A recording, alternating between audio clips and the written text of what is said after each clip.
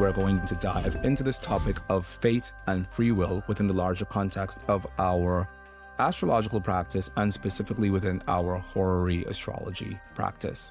It's currently a topic I'm writing about within my next book, which is my book on natal astrology, which should be coming out this May. It should be coming out this May. Put pressure on me. If you see that no book is coming out this May, you need to put pressure on me and say, Mychal, where the hell is my book? And I'll make it come out by May. All of my books have always been published in May, and this one should be no different. Except for the one that's going to be published in September, because this year I'm trying to publish 2 books in 1 year, and they're all going to be they're not going to be the same size. I'm trying to make them half the size of these previous books. So 360 pages as opposed to 600 and whatever pages is my goal for the natal astrology book. Please hold me to that, because that's definitely what I'm aiming for. Anyway, so this next topic that we're going to talk about is the topic of fate versus free will within astrology. In the early 1900s, there was a very famous astrologer by the name of Alan Leo, who is famous for saying that the stars impel, but they don't compel, or something to that effect. But his whole premise was that the stars can give us certain inclinations, but the stars do not provide a predetermined outcome for who we're meant to be within this lifetime. And that was the mildest thing that he said, because it only got worse from there. As he went on and as he started to grow in more popularity, he developed a new sense of himself, and he started to say, hey, astrology isn't based on destiny or fate at all. And only people who are confirmed fatalists believe that astrology has the ability to predict the future. And then after he said that, he went on an entire crusade against predictive astrology as a practice in general, because he said that predictive astrology was the least important part of our practice as astrologers, and that we should set our intention on understanding our spiritual interiority by way of our astrological practices, and to use our astrology as a means of developing a more evolutionary approach to life and towards evolving ourselves to our highest possible consciousness, was his point. Lots of words by Alan Leo. Now, I know that this sounds wonderful to a lot of people, because a lot of people view astrology as a spiritual practice, which it must be, based on spiritual principles, which it is. And we all have a sense that astrology is connected to a deeper, stellar part of our existence than, say, getting your tongue analyzed, because we know that there's also tongue analysis where you can have your tongue analyzed to see, what's going on within your microbiome. However, while this is a wonderful thought, this idea that astrology has the ability to pave the way towards our realization of our highest self, I don't necessarily think astrology works that way. I think astrology is a means of telling the weather. And in the same way as I wouldn't turn to a meteorologist to lay out for me the steps towards my spiritual evolution, or the steps towards me attaining an awakened realization of my higher self, I'm not going to turn to an astrologer to do that for me either. I'm not going to turn to an astrologer to do that for me either. And I'm not going to turn to astrology to do that for me either. And the reason for that is because astrology is meant to reflect the events that occur within our earthly lives. That's kind of the purpose of astrology. And once again, don't shoot the messenger, but this is what the ancients have said since time immemorial. Astrology is meant to show the blueprint of the life that we are about to live. Astrology is meant to predict the concrete events that occurred to us within that life. Astrology is meant to do all the things it says it does. It's meant to tell us about our personality and our physical body, our likes and our dislikes. It's meant to tell us whether we'll be rich or poor, whether we'll migrate or whether we'll live in the same community, whether we'll have good relationships with our siblings or not, whether we're going to come from a good family or not, whether we will receive an inheritance or not. Will we have children? Do we even like children? Whether we're going to be sick or not, whether we're going to have good relationships with our employees or not. Will we get married? Do we even want to get married? How many times in this lifetime will we get married? Is our spouse going to be rich or not? What's going to kill us or not? You know, what are we going to study? What is our spiritual inclination towards religiosity going to be? Will we travel to far distant places or not? What is our career going to be like? What's our mother going to be like? Is she going to have money? Is our career going to have money? Are we going to have good, reliable, and trustworthy friends or not? What are the stupid things that we do to ourselves to thwart ourselves on a daily basis? And do we have hidden enemies, or are we ourselves our own hidden enemies or not? Those are the questions astrology answers. Astrology doesn't answer who you were in the past life. Astrology doesn't answer where your soul will next evolve to spiritually.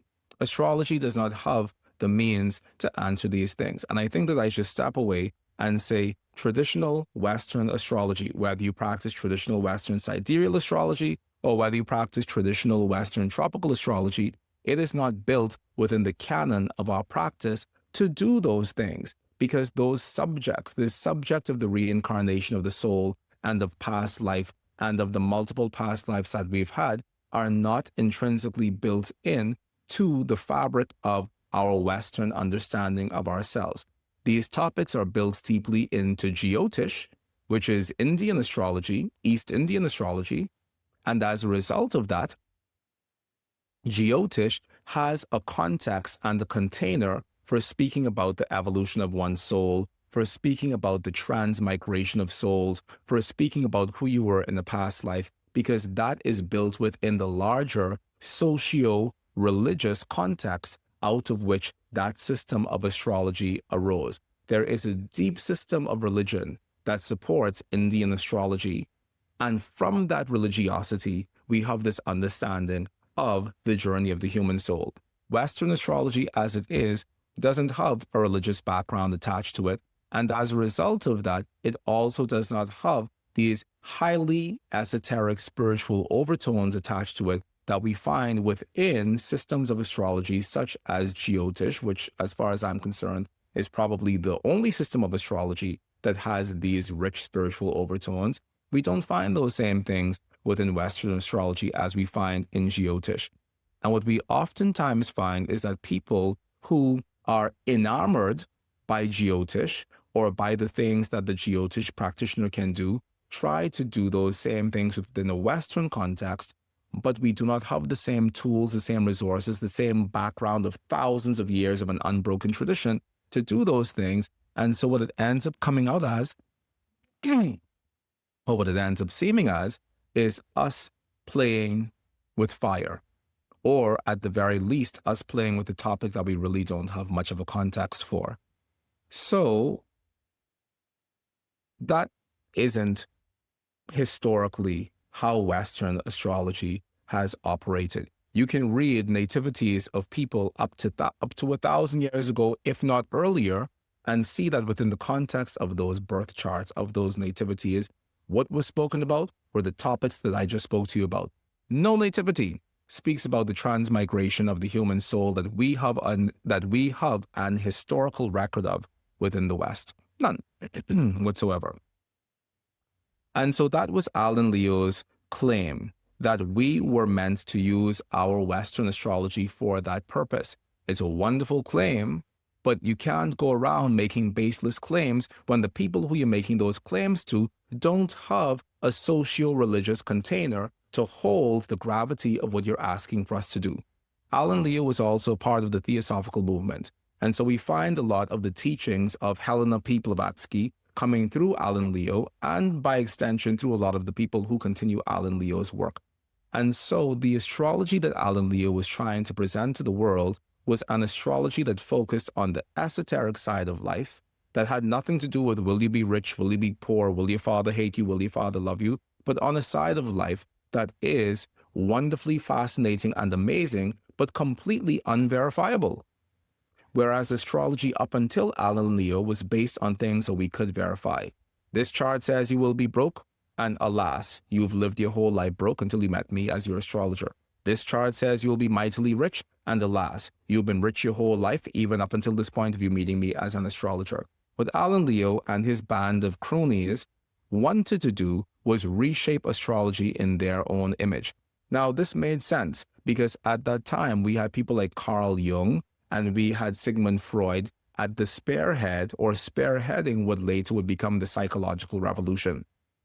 And so, as we socially tried to understand more about ourselves, our astrology also took on the same overtone of trying to teach us more about ourselves. But in the process of teaching us more about ourselves, it also sought to extract us from the natural world that gave birth to us in the first place. And everything within the natural world abides by the laws of nature. And the laws of nature within each lifetime are present within our birth chart. And those laws of nature are what demarcate the parameters of our natal promise. That's part one. Part two is that our natal chart oftentimes shows us the things that we do repeatedly. That's what we see within our natal chart. We see momentum. And that momentum is something that it takes a very long time to break. If you've spent 30 years of your life doing something in one particular way, chances are it's going to take 30 years extra to undo the gravity of that programming. And even then, that programming is still so deep, you might still find yourself responding to life from that pre-programmed way.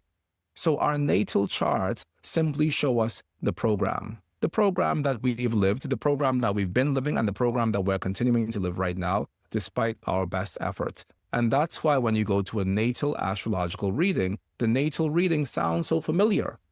It doesn't, oftentimes you go to a natal reading and it doesn't sound like some brand new version of yourself. It sounds like the self that you already know yourself to be, because your natal chart shows you the momentum that you've built within your life based on the habits that you've built within your life. Horary astrology does the same, because horary astrology as a practice is a subsidiary of natal astrology. Insofar as horary astrology is asked or utilized about a person, then the horary chart is always going to be a subsidiary of that person's natal chart, in the same way as your solar return chart is a subsidiary of your natal chart. And so we find traditional horary astrologers saying, hey, if you have the natal chart available, you should read the horary chart alongside the natal chart, because nothing promised, nothing given. This horary chart cannot give you something that your natal chart hasn't already promised or denied. If this thing you're asking about isn't promised within your natal chart, there is no way the horary chart can bring it to pass.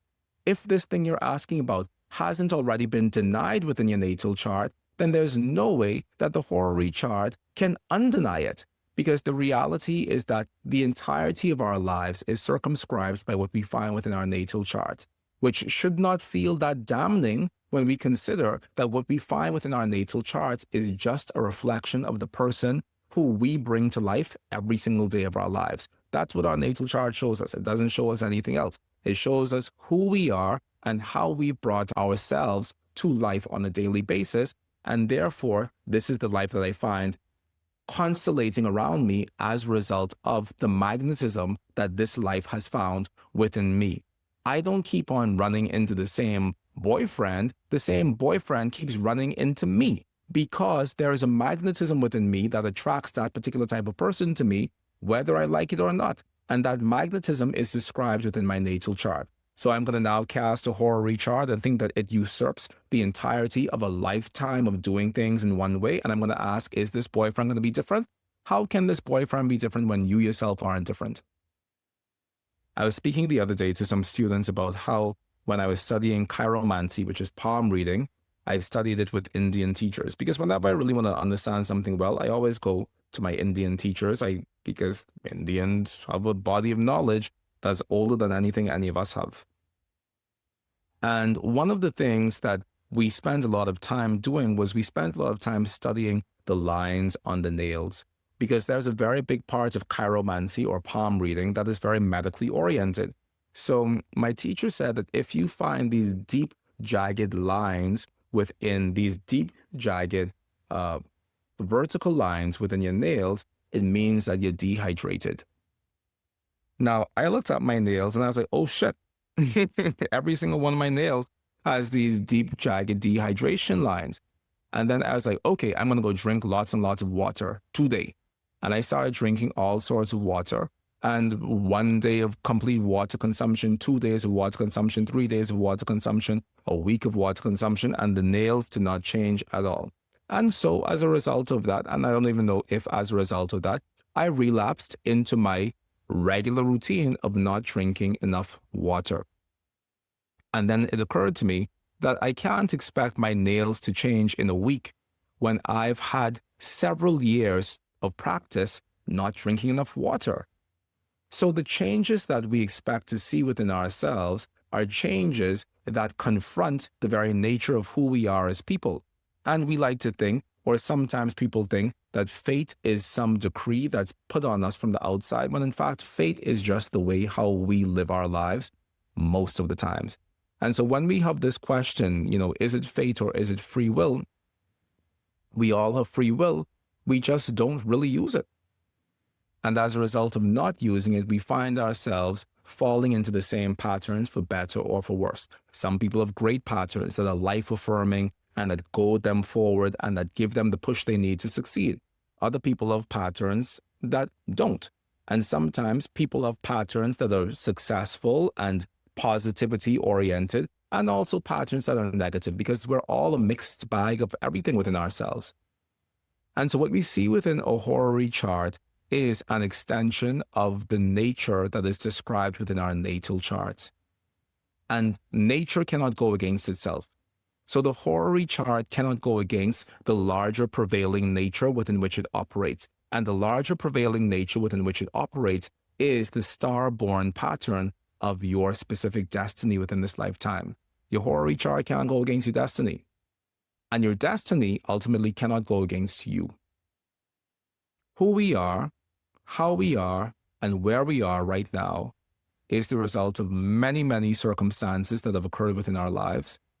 But a great deal of it, of who we are and how we are right now, has to do with what we repeatedly do within ourselves on a daily basis that causes us to reinforce those patterns within ourselves. Your natal chart is 10 steps ahead of you, because your natal chart has the ability to show you what those patterns are from the very first day that you're born. And you can decide how you work with that, and you can decide if you manifest that in a higher way or the basic way that it's described within your natal chart. But your natal chart is going to show you who you will be, not based on some external factor, but based on this interiority that has come into this lifetime to express your individual nature. And your horary chart is also born out of that same natal destiny. Therefore, your horary chart will also express what is within your natal chart. Now, do we have the ability to change our destiny? We surely do. But I think the question of whether or not we have the ability to change our destiny, it comes back to the question of, do we have the ability to change ourselves? And not just change yourself for the first 2 weeks of the new year and then relapse into everything that you've been doing before, but do we genuinely have the ability to transform at our deepest spiritual essence the way how we go about our lives? Because chances are the you who you are today is the you that you've always been.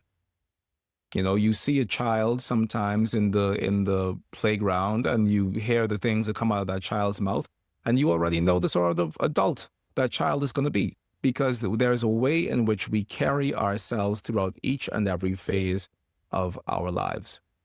And so the question isn't whether or not we have free will within this lifetime, because we do.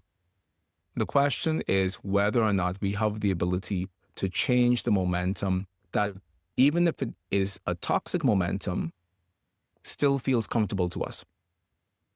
And a lot of us, when confronted with the comfort of staying in a toxic situation or a toxic set of habits that don't work for us, or entering the discomfort of trying to figure out how to develop a new set of habits that do work for us. Oftentimes, we would rather stay within the comfort of being exactly as we are, who we are, even if that isn't necessarily the most evolutionary version of ourselves.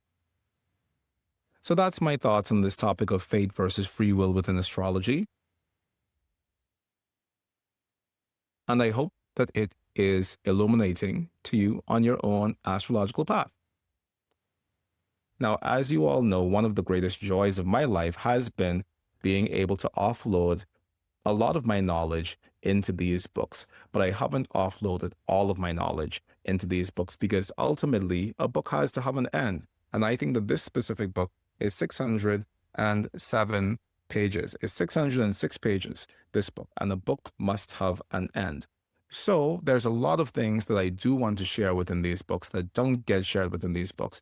And the joy of having this book is that I don't have to do a lot of the basic teaching necessary. I can really dive deep into the heart of my own practice as I practice so that you can see what my practice looks like in the real world. And that's what I'm going to be spending the majority of this course doing, showing you how to practice as an astrologer practicing in the real world, because anybody can tell you what to do, but not as many people can demonstrate for you how to do it. And so within this Horary Astrology certification program, we are going to be looking at my own Horary Astrology clients and my own Horary Astrology cases, which are still incoming because I'm still very much an actively practicing Horary Astrologer and diviner today. So we are going to be looking at these charts on the spot as they come in so that you can see what it looks like to be an astrologer in the trenches. And ultimately, my goal is that at the end of our 14 weeks together, you have everything that you need to go out into the world and practice as an extraordinarily concrete, accurate, specific, and detailed Horary astrologer within your own right. As many of you know, this is my last year teaching in this sort of way, and I am looking forward to changing the way that I teach and also shifting a lot of my efforts more towards the magical and the divinatory practices that have made me who I am, which includes the Kabbalistic tarot as well as geomancy as a practice, astrological geomancy. And so a lot of the teaching that I'm going to be laying the groundwork for within this Horary Astrology certification program is going to be the groundwork for all of our future divinatory offerings at Oraculos, which includes our Kabbalistic Tarot Diploma program, which is going to also include our Geomancy Diploma program when we launch those. So if you have any desire to study, whether it is Kabbalistic Tarot, which is heavily astrologically based and rooted within Horary Astrology, if you have the desire to study astrological geomancy, which is the sister subject of Horary Astrology, or if you even have the desire to study oniromancy, astrological oniromancy, or astrological dream interpretation, or if you have the desire to study spheromancy. Spheromancy is another system of geomancy that was specifically created to interpret dreams. If you have the desire to study any of these things in the future, then this Horary Astrology certification course is definitely the preparation to accomplish all of those things. And I sincerely hope to see you in class with me this weekend and for the next 14 weekends to come. And as you all know, at Oraculos, we record everything. If I could record me singing in the kitchen, I record me singing in the kitchen and I'd send it to you for it to haunt your dreams. But we record everything. And so if you can't make a live class, all of the classes are going to be recorded and we upload those classes to your student portal where you will have access to those classes for the rest of your current lifetime. So if that is something that is interesting to you or that you're interested in, or if you feel like, hey, I just want the information, but I don't actually want to have the certification and I just want to be there and just have a good time and learn at Oraculos, then you can audit the class as well. And there's a price for auditing the class versus the price for doing the full program as a certification student. So please make sure to check out our website so that you can have access to all of that information. And I really do look forward to seeing you in this Horary Astrology space with me. Horary Astrology and divination in general are such magical practices. And I think that as astrologers, we can tend to get very caught up on the technical side of what we do, and we forget that what we're doing is actually an act of magic. And I'm so excited to join you within that magical heart of our practice starting tomorrow. So thank you all so much for being here. I sincerely appreciate you being here. I love you all so much. Thanks, everybody. Have a wonderful evening in the universe. Bye for now.